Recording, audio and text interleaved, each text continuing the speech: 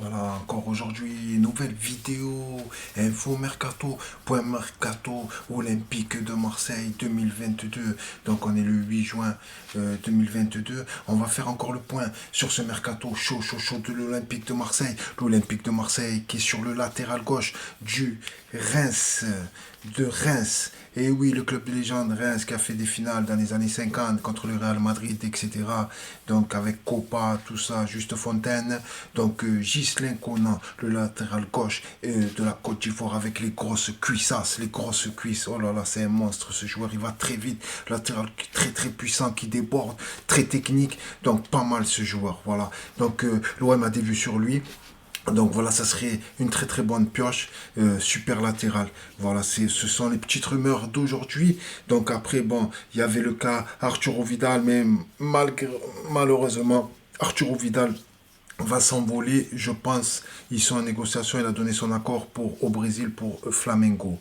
Ensuite, Alexis Sanchez, quel joueur ça, Alexis Sanchez, quel poison, même à son âge, il est toujours là quand il rentre. Quel joker, oh là là, quel coaching gagnant avec ce joueur. Quand il rentre, il met la zizanie, il est terrible. Donc voilà, Alexis Sanchez, malheureusement, est courtisé par le FC Séville et Galatasaray. Mais les gars, sérieux, Galatasaray, oh, on est l'Olympique de Marseille quand même.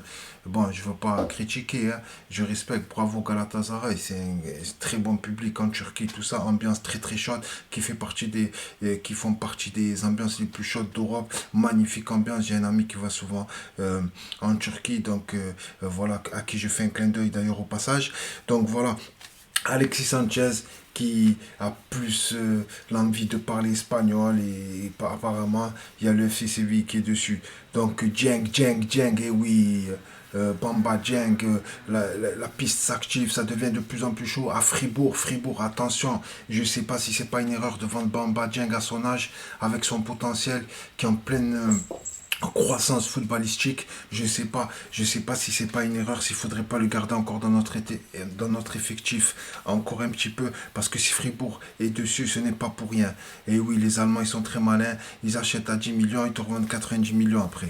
Voilà quoi. Après, il y a Mertens, j'ai vu Dries Mertens. Eh ouais, Mertens, quel dommage. Putain, c'est vraiment le joueur à faire même à son âge.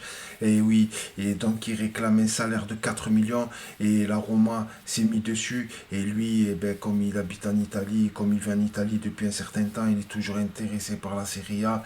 Eh ouais, ça le fait rester dans son pays adoptif. Donc la Roma qui proposerait un salaire de 3,5 millions d'euros par an.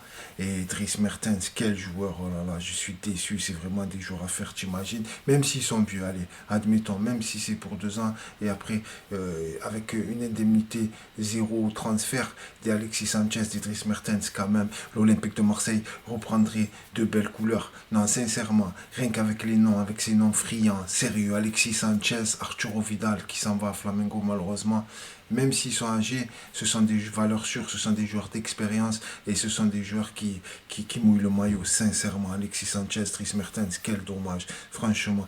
Et il y a aussi, alors, je pense pour remplacer Saliba, ouais, comme Saliba il s'en va, il y a toujours Bazouer du Vitesse Arnhem qui a, qui a tweeté et qui a dit qu'il quittait le club. Donc la porte est ouverte pour ce joueur au niveau de l'Olympique de Marseille.